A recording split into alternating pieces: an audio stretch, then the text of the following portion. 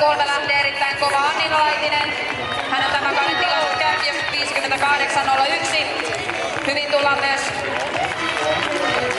Evelina Mäntänen ja Venla Paunora noita 6 ja 5. Nikkanen, Suomen ennätysyritys.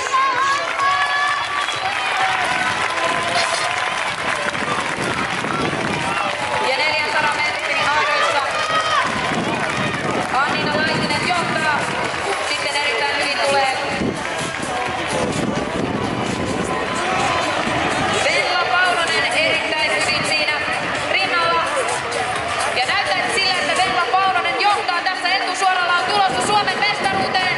Vai tuleeko vielä Annina Laitinen lopussa ohitse?